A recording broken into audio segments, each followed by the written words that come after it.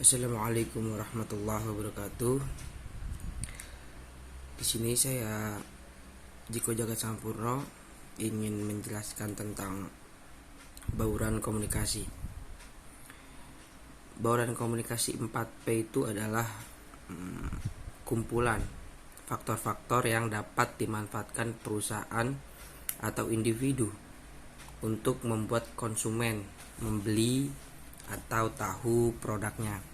Jadi bauran komunikasi 4P itu adalah kumpulan faktor-faktor atau strategi yang diaplikasikan oleh pengusaha, oleh perusahaan untuk memberitahu orang tentang produknya, untuk membranding produknya sendiri. Nah, 4P yang pertama ada produk.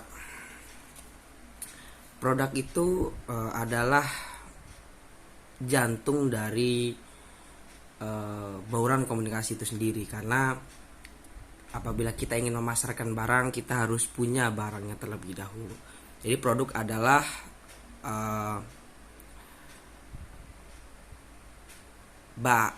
barang yang kita sediakan untuk dipasarkan.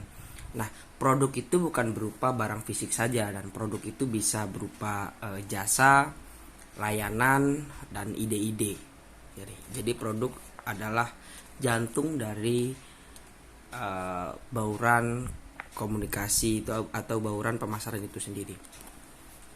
Yang kedua ada price. Price itu harga. Harga itu adalah nilai dari produk kita sendiri atau nilai dari produk yang kita jual gitu. Harga itu adalah nilai moneter yang harus dikeluarkan oleh konsumen apabila dia ingin memakai atau membeli atau memiliki produk yang kita jual. Nah, harga itu sendiri kita bisa atur, harga pasar itu sendiri bisa kita lihat dan kita atur dengan kita melihat HPP atau harga pokok pemasaran. Ya, dari modal kita, misalnya dari berapa sih kita modal untuk dapat menjual produk ini, dari misalnya proses produksi dan lain-lain. Itu kita lihat dari situ.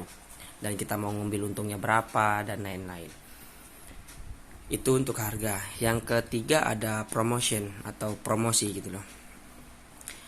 Dalam dalam kegiatan promosi itu memiliki dua tujuan yang dapat kita capai.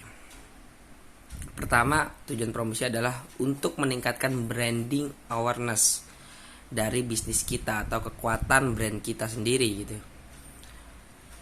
Apa untungnya menguatkan brand kita sendiri? Untungnya adalah kalau misalnya brand kita sudah terkenal di mana-mana, sudah kuat, itu orang-orang bakal tahu tentang brand kita dan lebih mudah dalam kita memasarkan produk yang ingin kita keluarkan baru atau yang sudah dikeluarkan terlebih dahulu. Jadi brand awareness itu sangat penting untuk dimiliki suatu perusahaan agar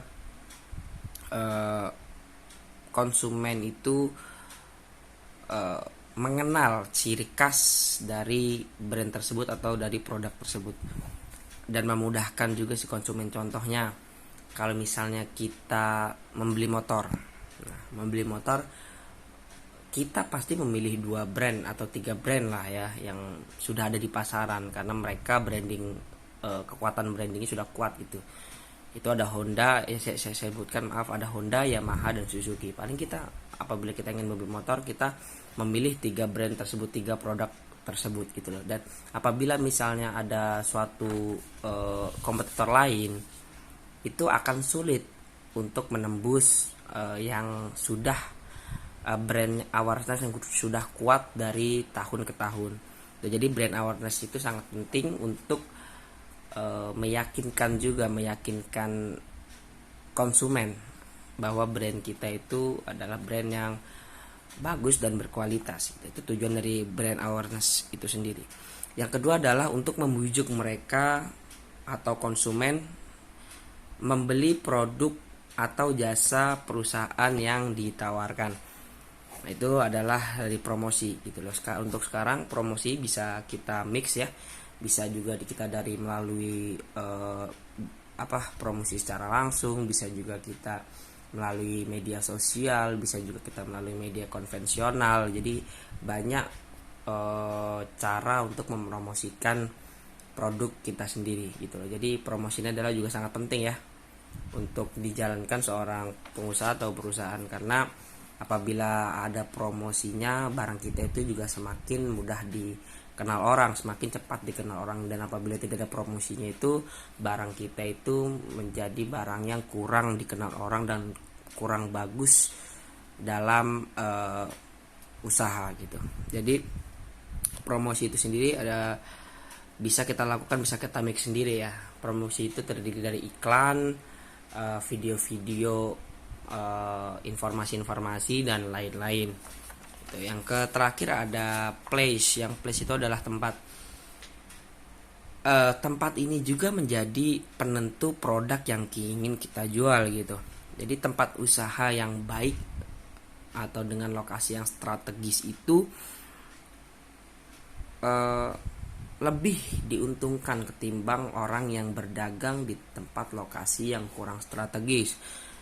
Karena lokasi yang strategis ini sendiri adalah untuk memudahkan orang, untuk agar orang itu tuh mudah mencari lokasi kita, dan agar orang-orang itu juga nyaman dengan toko yang kita bangun di tempat lokasi yang strategis gitu loh. Jadi apabila kita memiliki lokasi yang strategis, itu juga poin plus buat kita dalam berdagang atau berusaha gitu loh.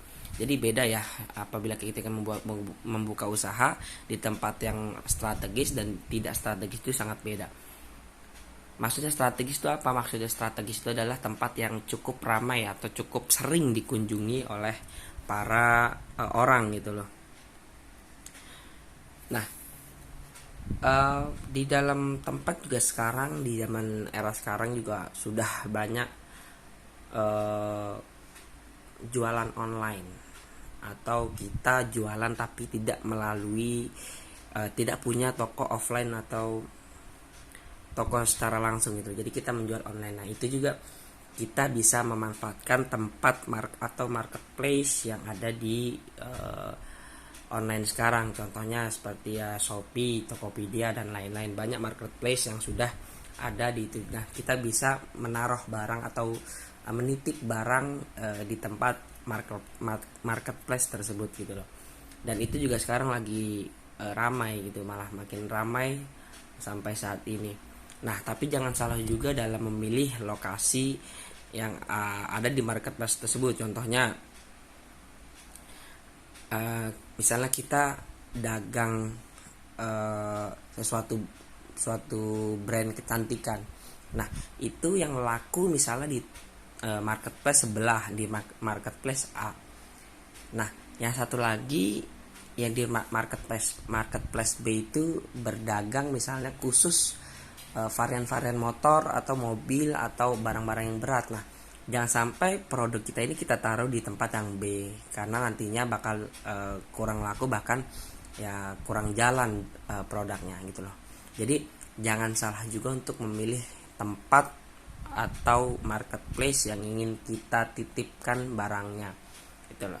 Jadi mungkin itu saja penjelasan dari saya tentang bauran komunikasi 4P.